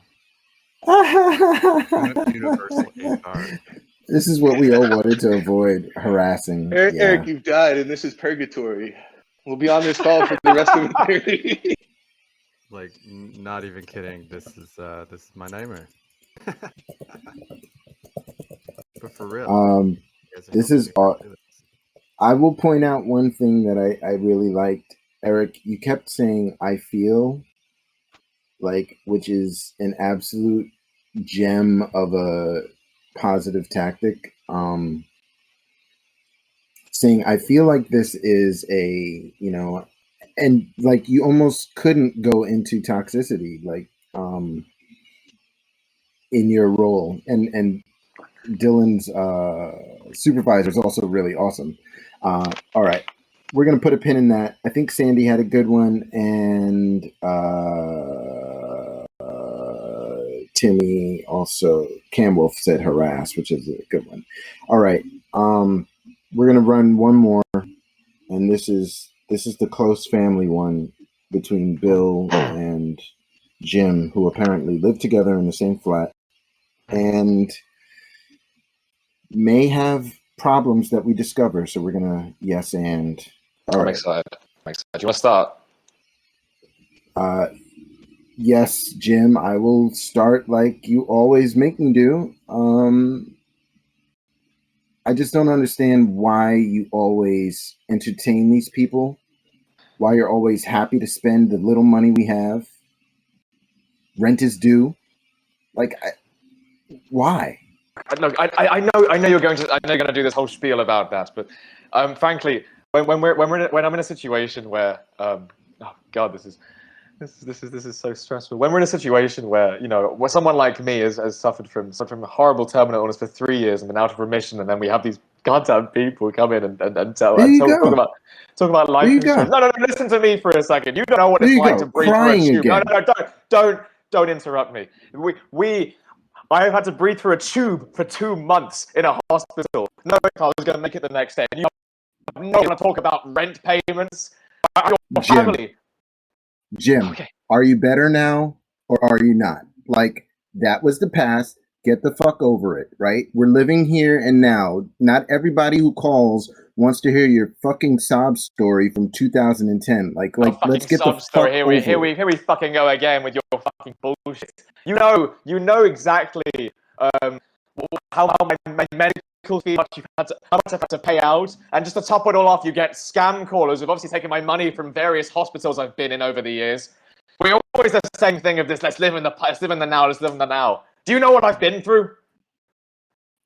Yeah, I was by your side the whole time, and you know that wasn't easy, Jim. You know, who brought you the snacks because the food was shit? Who brought you, you know, who tried to help you stay with your girl, but you know how that went. Remember what you did there? Remember how you blew that up? Yeah, I was fucking terminally ill. You can't bring that up, you know. Like for God's sake, like, you know, she thought I was a goner and she had a life to live, and here you are, you're taunting me. I know that I'm upset, but for God's sake, like, you know, I'm on your side, Jim. Just because you're calm and I'm emotional doesn't mean you can say that I've blown things up with a man. But like, for God's sake. I'm on your side, Jim. I want you to be better. I want you to get over it. I want you to move on with your life. I want you to stop, you know, feeling sorry for yourself. Man up. Come on. All right, we'll stop it there. Wow. Oh, fantastic. Dear God, I had so much sympathy for Jim's character. My God.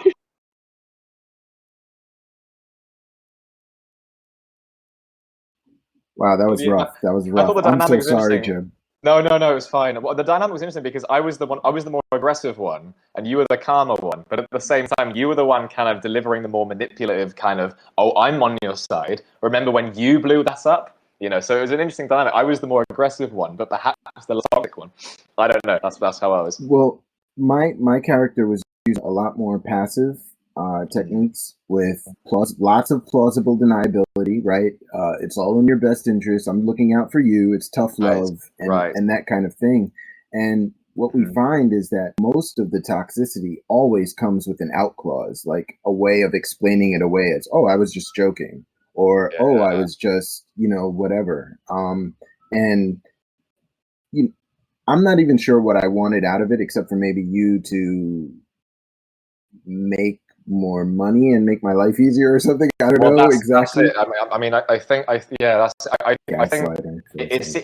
think it reminded me of like the Chuck and Jimmy situation, Better Call Saul, even though Chuck was actually the ill one and he was the one taking advantage of Saul Goodman. But at the same time, it was a sort of thing where, you know, like Jimmy was far more erratic and far more criminal, but Chuck, who was Biden was the far more manipulative character in the situation, and he sort of in the end you can sort of tell that he sort of liked being above someone and liked sort of being proud, kind of like I'm doing everything correctly and legitimately, and so and I like but I do like watching you suffer as like the younger cousin or the younger brother in this situation.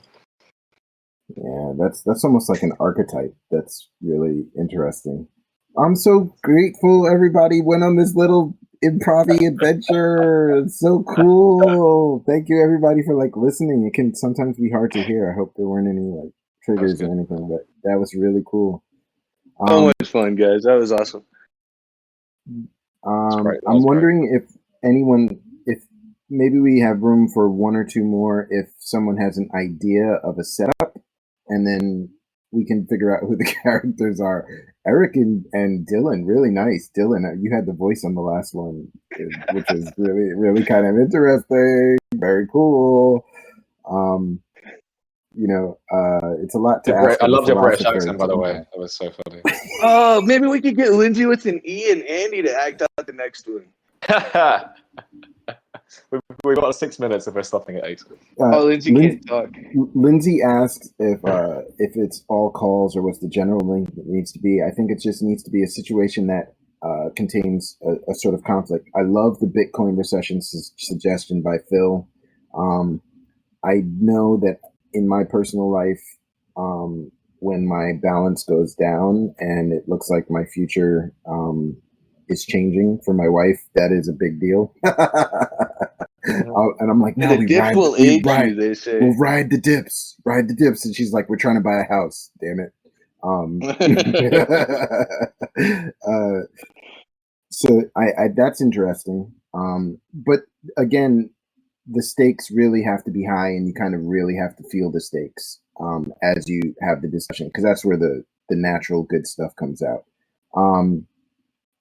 I would love to hear Jim and Dylan, and it might tap into some real stuff, but it's okay. It's a supportive room. Everybody's here, witnessing your pain, so that's comfortable.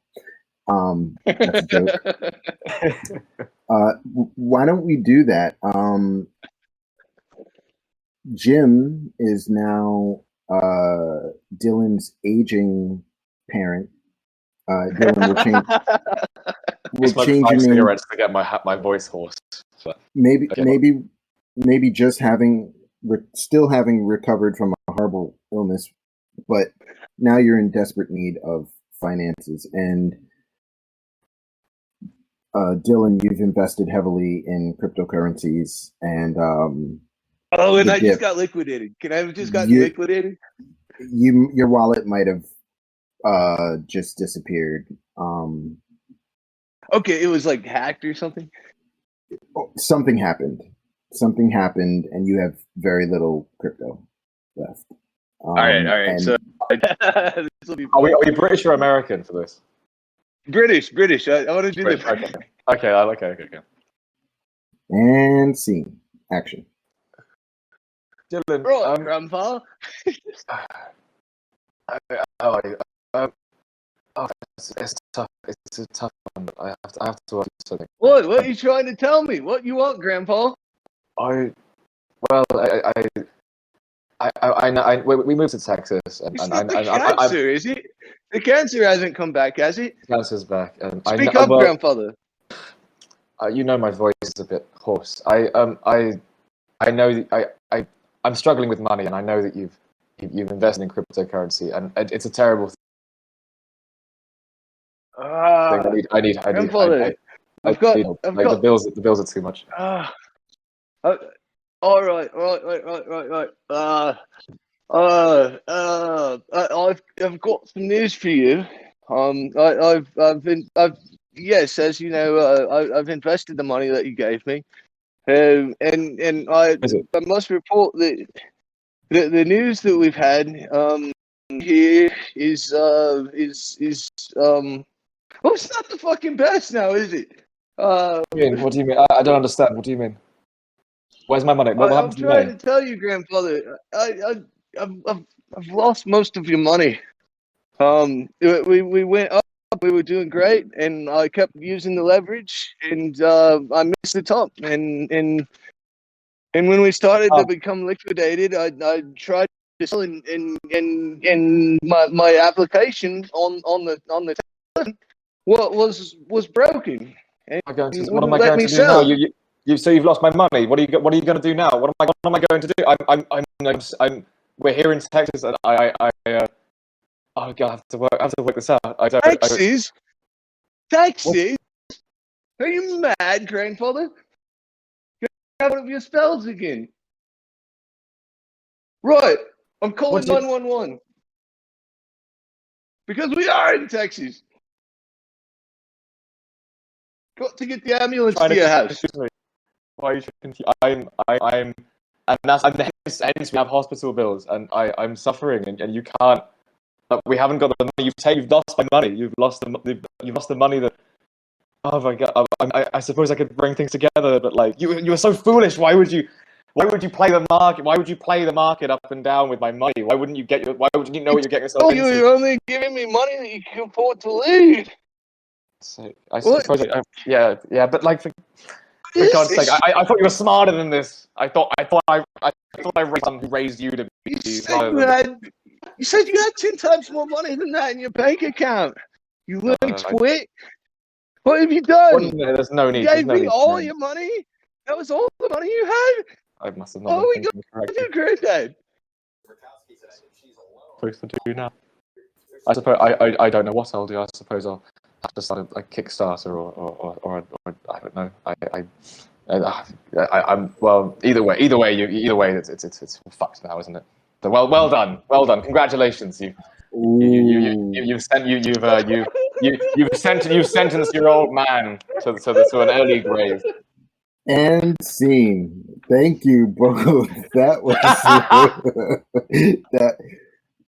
I think the sarcasm at the end is just really poignant for me, because that's usually how people communicate, right? It's with the well done. Thank you very much for screwing me over, right?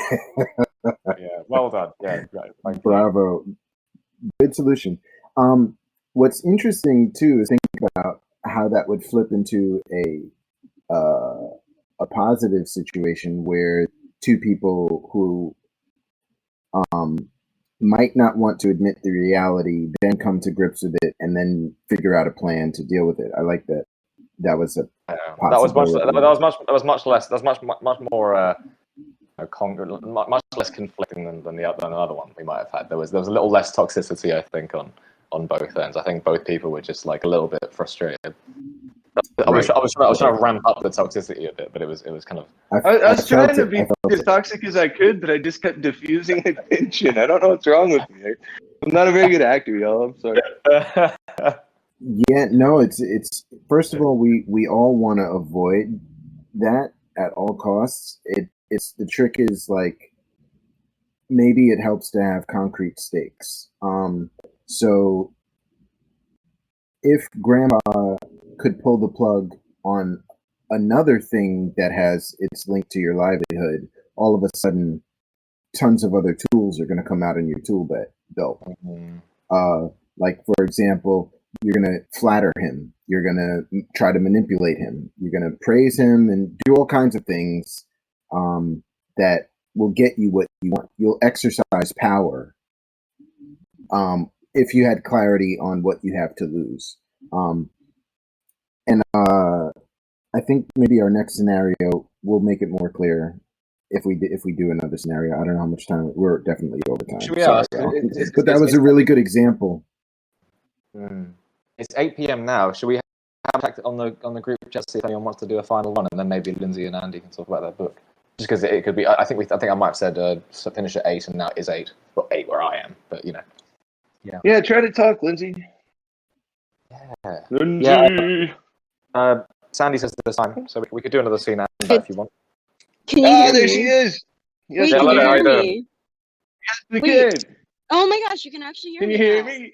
Yes, you can. Holy shit! Oh my gosh, this is finally working now. That took so long. Oh my gosh, with the Discord servers down and everything too. Wow.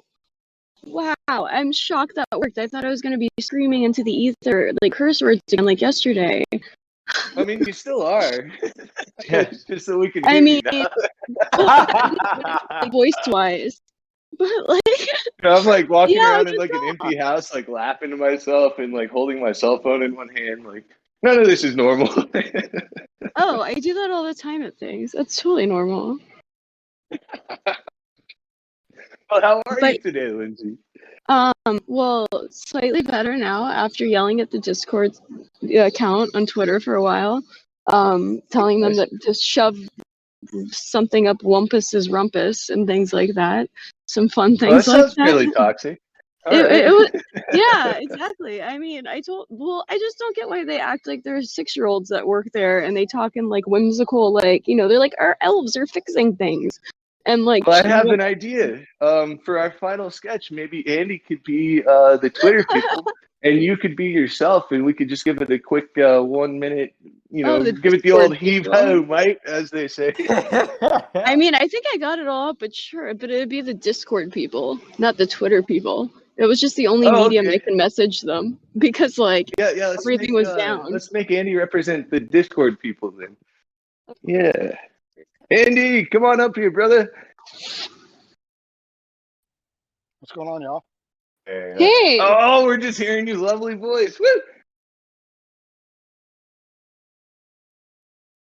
All right, Robbie, do you want to start him off? Okay. I really want to pull it from. I really want to pull from the audience if possible. Anyone has I any got of this something. been? I got something. Oh wow, Andy, I love it. I love it. Where's she been? Who was she with? Like I wanna like, I'm kind of getting into her private space and like really oh, like jealous. wait, like the boyfriend, like has like that type of thing, like, but Kind like, of yeah. yeah, Where you that been? I vibe. want to. Are we all okay with that? And you're like, like almost like I'm I'm perfectly tracking fine your with that. I'm phone, with it if everyone else like is. type thing. Oh, yeah. No, that's actually an interesting one. Lindsay, are you okay with that? That's Yeah. all right. You're gonna have to really ramp up the toxicity, okay?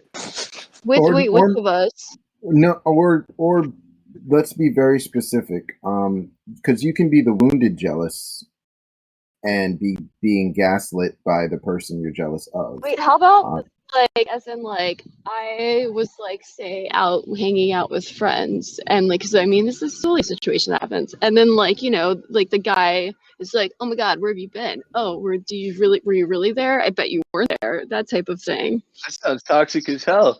What's wrong with that? That's like a normal thing. I feel like that's like an average, like, toxic thing. Like, And it's and like, Andy, yeah. and I'm kind of like the sensitive, like I need more reassurance. yeah, no, it's like the needy, where you like need the neediness aspect of it, but it comes across as being, what's it called? Sorry, I'm walking back inside because it's windy. Clingy. What? What'd you say, Dylan? I said he should be clingy. Yeah, exactly. It's like clingy, but it starts to come across like almost like, oh my gosh, you're crazy.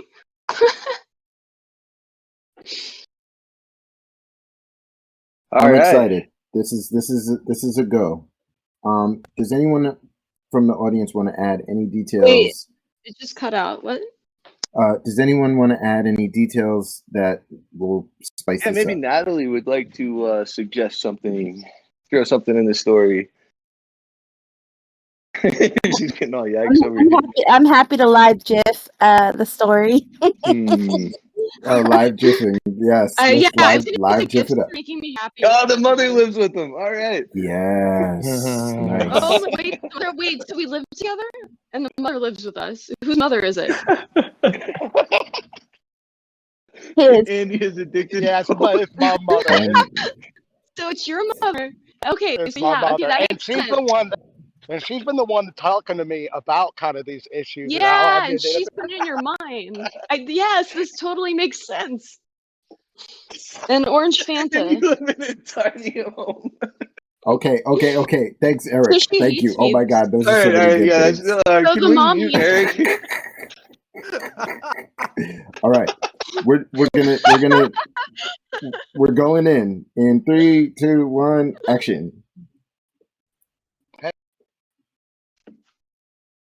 I didn't hear anything. How are we starting this? Where's my son? I thought that Andy was already home. Wait, is he not Hey, home? can you hear me? Can you hear me? Yeah, I can hear you. Okay, good. I mean, I'm glad, Lindsay, that you got home. I mean, do you realize how long you've been gone? Yeah, I told you I was gonna be out with my friends, and then I came back, and I mean, there's really not much else. Not really sure why you have to ask all these questions when I told you what I was already doing. I mean, did you get my text at least? I can't. Can maybe you talk like somewhere away from your mother, possibly, because I can't hear you. I mean, she's been she wanted to say something. And have your arguments. I'm not really Look, sure what she's saying, Mom, but I think it's Mom, me. no, Mom, go to the bathroom, Mom, and just hang out in the bathroom for a little bit. Is your okay? I mean, you know, she's just been talking and telling me about the things She's been telling you what? I mean, she's just been talking about the way you treat me and that she feels like maybe I should be treated better. Okay, and what specifically was she saying, and what ways was I treat you so badly? Well, I mean, you know, she just feels like maybe, you kind of go out with your friends a good bit, and you don't. I don't. That's the last thing I heard. You don't talk about, maybe like sending me message. But so I I go out with my friends maybe once a week because I have friends, and it would be great. I try and encourage you to even go out and hang out with some of your friends, but that's your decision not to. But at the same time, my mom is my friend. My mom is yeah, my friend. my mom's one of my best friends. But it also, like, to get out of the house and go outside maybe and do some things like. I mean, I just felt like maybe, when you heard me when I said, that, hey, you said I'm going to go out, and I said, I guess that's cool. And then you just took off without asking me if I really. I mean, I heard you say that's cool. And when someone says that's cool, even if they put I guess in front of it, I thought that we had a relationship that you could, be not have to say things in such a cryptic way, and instead could actually just say it. I don't know if I'm supposed to be being more toxic or actually like caring. Also, by the way. No, you should. This is definitely like, dude, I need to get away from this guy and his mother. Yeah, but like I don't. FYI, side note, I don't know which one I'm supposed to be doing. But okay, keep going. I think she's a whore. She's out there sniffing around on you, Andy. Did your mom call me a whore? She's gonna tear you up, Andy. She's gonna ruin your heart. She's a black widow, Andy. I'm a black widow. Well, now she's just bringing up some hurtful stuff. Okay, now she's just really just going after look points. But I thought we had a relationship where at least we could be, talk about things, and for you to have to say things like, "Well, I feel like this," and just seems really like that's not good communication. And we've talked about this, and you need to say how you feel, or else things like this happen, and then your mom starts yelling, and then calls me a black widow and brings up some her shit, and we get into a fight. Is that good, Robbie? I feel like that's a weird ending to that. That was good. That was interesting. That I think we're running up against the stakes issue again. So I'm gonna pause it, and then we're gonna jump right back in the scene. But we're gonna have a better understanding of our stakes. Lindsay is the primary breadwinner, but has nowhere to live, and it's the dead of winter in a remote area. So Lindsay, I've experienced this before, actually, not in a weird way. Almost. That's what I was worried. That's what I was worried about, because these can be. It's interesting though, just because it's actually a situation where apartments and everyone moves in with each other. Yes, exactly. Yes, that's why I'm. Yes. I don't mind it. It's a good thing to talk about. Not even more about it. Exactly, and Andy, your stakes need to be higher as well. So I'm not sure what would make you need Lindsay so much, other than the fact that maybe she. Yeah, is she the breadwinner? It's the breadwinner, and I don't have a job. I take care of my mother, so my full-time job is making sure that I take care of her and make her food and clean the house. So I have no way to make money, but my love and my support of my mom is my money and what makes me like the breadwinner. Oh, that's really sweet. All right. Right, but Yeah, Lindsay, exactly. is that your responsibility? Yeah. All right, so we're going to jump right back in the scene, and we're going to box it at 1 minute, and let's really get what we want. Lindsay, you need to be secure in your housing and your freedom, and Andy, you need to keep Lindsay around so you can take care of your mom. And action. I just don't think you get it. I mean, I know that you need your friendships and to go out, but who do I have to go to? I'm here all day taking care of my mom, being here for her, not being able to get out or do anything because she needs me. And yet, when you come home, you don't even realize the pain. It just cut out. Hello. It just cut out on you right when you said the pain. Sorry. It's all about the pain and missing you and needing you here for support of me. I understand that entirely, and I've even offered to say that if you wanted to go, have fun and go do something for a night, I would happily take care of your mom, and I happily, don't mind taking care of her at certain times when, like, it's not the whole thing, but I care about you, and so I care about her, and I understand how hard it is for you. But at the same time, like, I've tried to give you, various types of situations where you could possibly, have that freedom and, little time to get away, and then maybe could not have to be so hard on me about it. But it's almost like you don't want to think beyond what, the current problem and not try and fix it, kind of thing. Because your mom is great. She's lovely. I love my mom as well. Your mom lives in our house, though, and so, I get it. You can't work and all these, and it's like you're dealing with a lot. It's really, really, honestly, no one should have to. But also, there are ways to make it better than it is right now, and I feel like you're not listening to those solutions. I just, it's just wondering sometimes with the empathy that I have, when I think about my mom and everything, and then you're out with your friends and you don't even take the time to answer a text and say, hey, I miss you or anything. I wonder sometimes if you think about me. Well, when I reply, but the text is the whole phone. And so if you're, trying to enjoy that moment out, and like I said, I'm out maybe once a week, maybe. And so when I'm out, trying to enjoy that time, and I get one text and I reply happily, I do miss you. I do want to let you know those things, but also I'm going to see you as soon as I get back home. And because you bombard me with 20 bajillion more texts, and then it's like, are you there? Why aren't you answering? And it just becomes, there's no point to answer because no matter what I say. I didn't hear that, but it sounded like I don't know. That's well, right there. Thank you. Now that got Lindsay active. The mom. That's where the real beef would come out. It really is though, because that's the root of a lot of it. I mean, yeah, your mom yelling at me really doesn't help the situation. I'd probably say, as much as I know she loves you, and that's why she's upset and thinks certain things, but she's so about them, and yeah.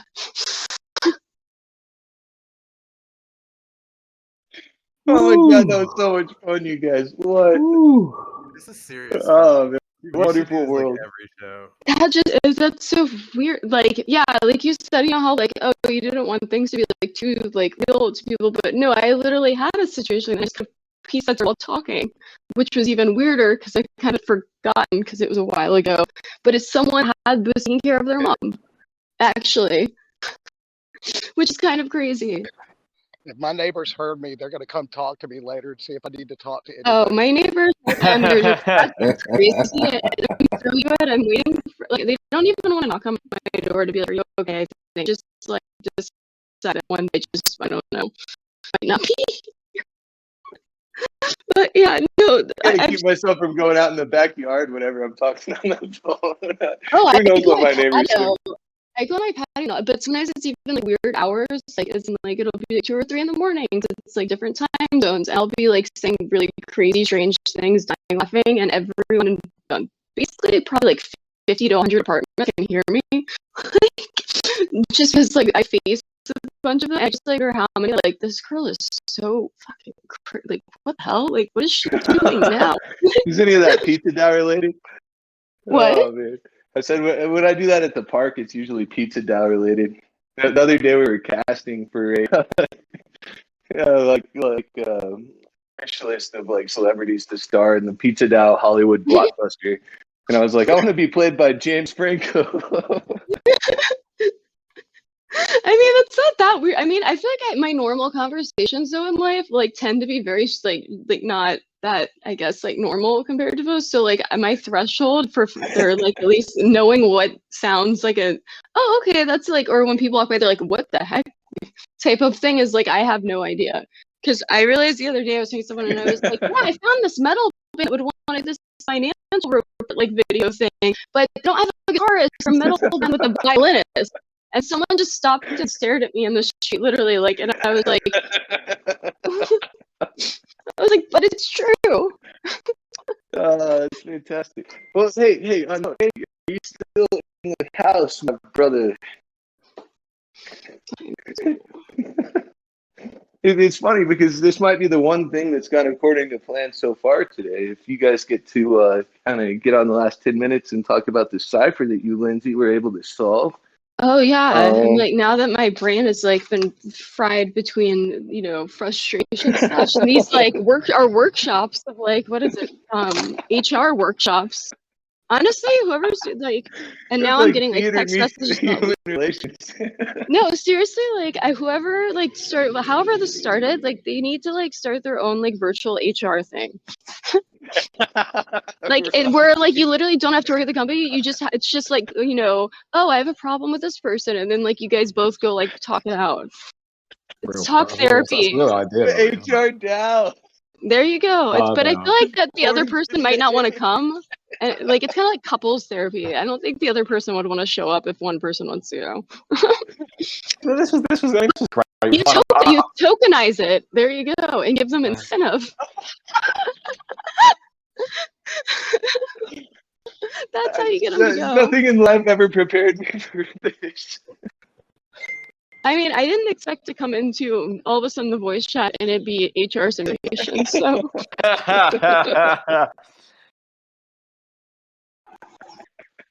Talking about Andy and Lindsay's thing. Just yeah. I didn't want to break it up like that, but I'm just gonna. Yeah. Why don't you ask her about it, Jim? It looks like Andy may not unmute, and I don't know. I think it's a shame if we don't keep at least one part of the lovely plan. YouTube video. Oh man, okay. I didn't realize it was on mute. There he is. Yeah, so let's go on here. Like basically, if anybody goes on Ashley Isaac Stevens on the Twitter page, which is at Ashley I Stevens, if you look at the pinned comment on the top, it does the first puzzle. It talks about the book and how there's going to be puzzles and riddles, and I'm going to break it into segments. And I released this first puzzle, and I even showed it to a guy that does ciphers for a living and told him you're going to either get it or you're not, if there's no in between. And so he basically looked at it and he was like, yeah, I guess I know exactly what you mean, because he had no idea what it is. So I am looking really forward to, and other people actually were curious about how she broke this cipher. And if you go watch this video and what she saw, you're going to be like, how in the world did she figure it out? So I want to hear how Lindsay even started. You just cut out again, but I think they answered the question. Sorry, my service is really bad. But basically, so I saw the video, and I'd seen the other video as well, And I noticed the similarities. This is how it started off, you know, where the grayish part of it, where it says like synchronic, or that's what, yeah, that's in the beginning, but it was blurred out on this one. So I was like, okay, that's noticeable enough to like make a note of that. But that picture at the end, you know, obviously was like the big clue thing. And so I was looking at it and I was like, okay, it's likely has to do with something, you know, that's written above it. But like, what is that? Like, you know, I have no fucking clue what this is. Like, I know nothing about like, you know, different, what is it called, scripts and all of those things. And I was like, well, maybe it's like a mirror thing. I literally like had a mirror by me and I like held it up above it to be like, maybe like I can read it then. I was like, no, because like it looked like L's and sevens backwards is why I was started thinking that. And I was like, maybe it's like a split thing. And I was like getting frustrated. So I went on my computer and I screenshotted actually that part and then cut the text or that script part out of it and was like rotating it around and messing with it just to see if it was something that simple, which I just doubted it was, but like you never know. And then finally I was like, you know what, like, okay, like this is starting to like bother me now. I really want to figure this out, and did a Google image search of both versions, like one that was inverted and one that was regular. And the Google image search did not actually tell me really anything that helpful other than things I knew, which was that it was script. And it was something that I did not know. And so then I just kept, so I was like, you know what, screw it. Like, I'm just going to keep scrolling and see if anything kind of, because there were certain things where I was like, no, well, kind of. Yeah, well, maybe if it was like in a different like typography, but like type thing. And then went down, I found one of them I clicked on was from a website actually that had basically cataloged all of this stuff about language scripts to like, and like, but one of the charts actually, even I noticed before this, was like a chart that was on different languages, but it was like magical languages, like as in like Elvish and like this and like like all the Tolkien like things. And I was just like, okay. And so that kind of put that idea into it, that like, oh, like maybe it's something of that sort, but like, you know, I still have no clue of any of this. So I sat on the site and was just clicking through kind of, I have to find the website and it would take me a while, but once I do, I'll post it to somewhere. I'll send it to Dylan or Andy or someone. But like, basically, I sat for a good hour and a half being like, I'm not going to find it here. Like, I really, really want to figure this out. Like, this is really driving me nuts. And I feel like somehow I could find some information that would help this. And so finally, found underneath like some really, you know, random like subsection of a subsection that had something about languages that they weren't like magical, maybe this was the word used, something like, but it wasn't like magical or elvish type things. And I looked and I was like, holy shit, I think this is I was like comparing it and I was like, this is exactly what it is. And also I knew that it was the text that was the big part of it, and likely it was, once I started reading it and kind of putting things together, since he said that even if you know the answer, like you need to show work, I figured that like, okay, like likely that spells out synchronic, but like you have to know how it's spelled out, because that was kind of a big hint part of it, at least to me. Once I but basically went down an even more so rabbit hole of figuring out there was this thing called a Nokian, which I had never even heard of, which I feel like I don't know anyone that's ever heard of it until I like just now. And it's this crazy language, and I started reading about it and going down that rabbit hole, but I was like, wait, like, is this even the right thing? And so I had the translations up that are like roughly translated, since basically it's a language that like only like one person like heard. It was like language Adam and Eve. It was spoken to by God to Adam and Eve, all by angels and just things like that, where like no one's actually really heard it or like used it except for like in these like texts of like vehicle type things where there's really no translations even, but the few like things they've been able to do, and they had the lettering out, and some of them even it'll be like C or K, like they weren't sure, and so started writing it out and was like, here we go, it spelled like synchronic right there. I was like, it's a Nokian, but it was a whole very long thing. How long did this take? Yeah. I don't know. From whenever I posted it to whenever I sent him a message. So yeah. I have no, but like it was just like I was like about to leave to go out there, and I was like, oh shit, puzzles. And And I actually really not fast, but way deep being on this guest list to go to this, like, cause in New York, like, since before venues reopened stuff, like everyone was doing house party shit, like you'd have to know someone, be on a guest list thing, have to show your Vax card, and it'd be like only like 30 people. And I had really annoyed these people about going to this house party shit, who I did not even know them. I knew like one person playing, I realized finally, but and missed all of that while I was doing this. And that was the whole thing. Is they got up late, like, oh, you're like, yeah, you're so late. You just saw the band. I was like, yeah. And they're like, what were you doing? I was like, I had something on. It was really important. Sorry, that I can go behind me, headphones, everything. It's so loud. It's so, yeah. Did you like park there? No, it's just like, well, no, they do that. I swear to God, they just do that wherever I live, and it's horrific. It like, because it's illegal for them to actually be parked and play the song, but they still do it. It's horrible. It's absolutely horrible. But anyways, It's not a real ice cream problem. Well, there was like an actual problem of like the ice cream people weren't selling ice cream out of the ice cream trucks like at one like a couple of summer, but like, and that's why it's like a kind of a joke, but not of like, oh, okay, is that like actual ice cream, or like are there kids lining up, or who's at the ice cream truck? But yeah, no, I mean, it wasn't the simplest thing, but it was just interesting because it's like, yeah, using like a Google image like search, you would like, it could go either way of like, oh, like, but usually I've learned, because I've had to look up like random things that were know what something looks like kind of, and I'm like, but I can't even describing it via Google image search like typing, but putting in an image of something actually just helps find similar things that like lead me to something. And that honestly, it was the like biggest help ever, even though it didn't directly, just show me an answer.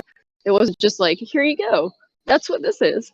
But like still, but this website was absolutely amazing. I need to find just because like it was so interesting. But then went down the whole Enochian like rabbit hole, which sounds like a type of pasta. I'm not, because I keep thinking of you when I say that every time. That's the other thing, but still intriguing though. And then ended up, because what's the guy's name that they did a show about on like I think like one of those streaming shit, like not NBC yeah, that show. What was that show called? I don't know the show. I don't know a show that they did about it. Oh, they like, yeah, they did like it's called something dark and gothy sounding, but like it was on one of those like main like networks, like streaming platforms that they created. The one with Star Trek and stuff on it, whichever one that is. Dylan, there's a point of with it being 2:30 your time. What time is it your time? Yeah, it's 2:30. I think we could technically go another hour and a half if we wanted to. So I mean, we don't have to like wrap it up necessarily. I think somebody said 2 p.m. TST is when the next show is.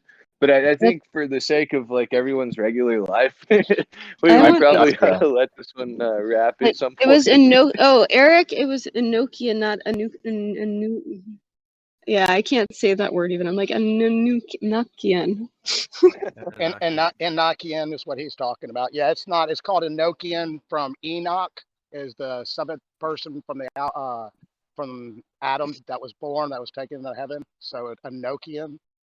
Yeah, and they like heard it from the angels that like transcribed it, or like one of them did, and then there was like the helper, and like it's just like a whole insane story. And like I wanted to read so much more about it, but I was like, I really, really need to leave. Okay, I did it, but now like I need to calm down here and but also it was just awesome because like I had heard like Andy like on here whenever he was like talking about like his whole like releasing everything.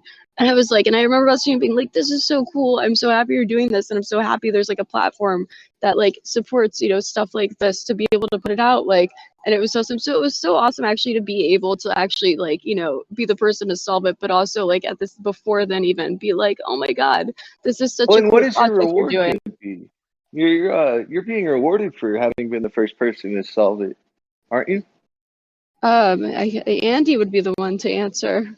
No, she's getting a one-on-one NFT of the actual puzzle that she did. We'll be doing a variation of one of 100 that actually says synchronistic on the top as far as the name of the book. And we're still doing a little bit of that giveaway for the people that read the first 20 pages of the book. that you can find on the WIP Publishing website under the Which title of I the only book. got to page 5 before I had to go and do things. I haven't read the rest of them yet. I'm super. Thank you for reminding me that. I think we should, I think Yeah, we should wrap I up there. I hadn't think. thrown a link in the chat to https://webpublishing.com/synchronistic, which Yeah, is just to where let all you you, lovely people can find that text.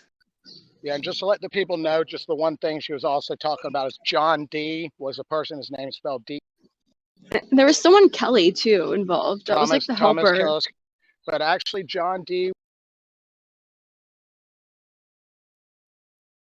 Andy, I think we lost you again. Oh, okay, I thought it was my phone. I just started doing the "Can you hear me now" motion. Carolina. I went ahead and threw in an invite to the server, to the WIP Publishing server as well, where we now have a synchronistic channel. And Andy's going to be doing a little bit of content there as well. I'm curious throughout the about week. this picture. Mm-hmm. So the only last thing I wanted to let y'all know. Can you hear that? Yeah. Yep, you're back, buddy. Okay. Speak away. So John D, who is the And he's out again. He's out again. he was the After saying actual John first. D. He's the first 007. If you look it up in history. Oh wow, cool. I just saw you post that. Yeah. So anyway, that's the last little part of that story. Is the James Bond series in 007 was after John D. That's how he signed his name to Queen Elizabeth. Interesting. I didn't hear that. Ladies and gentlemen, it has been an extraordinary show. It's been and Dylan, I'll send you the link once I find it.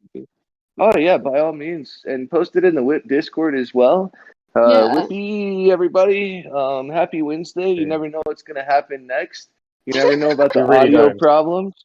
Thank you for joining us here in TokenSmart. And I want to go ahead and send another, methodical shout out to Rizzle and Snacks and Andy and Lindsay and Jimmy and Robbie and Eric. And everyone in the audience who made all this happen, especially Easy. I hope he has an awesome time in Miami, and I hope all the people in the audience right now listening from that pretty city have a lovely time at Bitcoin 2021. I don't know. I think it starts later today or maybe tomorrow. But I don't know. I'm not want to hear going. the fun stories from there. I want to. No doubt. Like, I want to hear about the Maxis yelling at everyone. And I think Snacks is going to be live streaming from there later on. Maybe. Really overhearing conversations would be the most entertaining thing probably of a lot of that. Oh people yeah, no talk doubt. about some projects that are like absolutely absurdly like just ridiculous, and they're like dead serious on it, but in person hearing them say it, not typing it. That's actually the better part of all of it, just because usually you have to read it, but hearing them say it. Well, Jim, would you like to close us out and absolutely send us off for another lovely whippy week? Oh, we also have one more announcement. Everybody, listen to this before you go. We're going to be changing the name of this channel. Maybe next week, maybe the week after. It's not going to be Libernet anymore. It's going to be WIP Publishing, the channel name here in the TokenSmart Discord. What about YouTube? We'll still be there. We're also changing the name of the YouTube channel. I think we decided on SynthiaNominae, so as a kind of like a sort of documentation of everything that's been going on, especially WIP.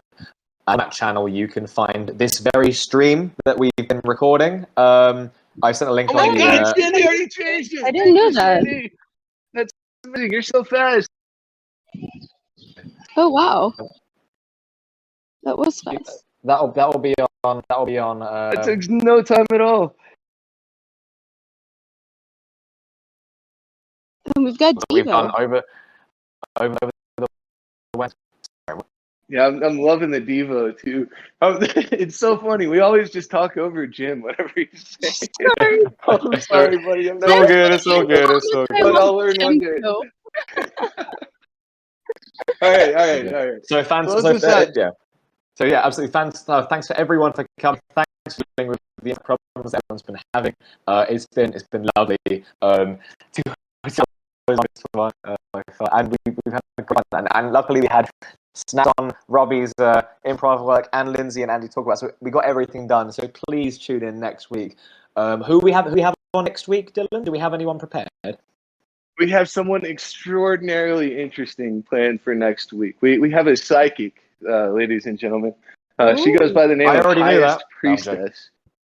Yeah, and she's got a husband, and they're working on, get this, a blockchain for psychics. So it's really interesting to see all the different DAOs coming up. I think we're gonna have to probably start a Discord channel for the HR DAO. Dude, I think that there should be, because like that would be really entertaining just to see like every once in a while people pop in there and like have like once like just set up a time and then some people could just go at it. It'd be like the Cypher thing, the HR thing. Yeah, I think we'll probably throw that in like the Whippy Discord and try to do something like maybe tomorrow or like, the next what day. in the world are you guys talking about?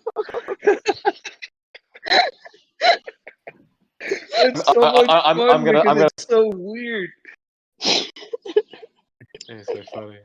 I'm gonna sign off. Thank you guys. You guys are great. Thanks for dealing with my Thanks, technical Lindsay. troubles. Thanks, everyone. And Dylan already thanked everyone, but thanks again, everyone, for being here. And we'll see you next week.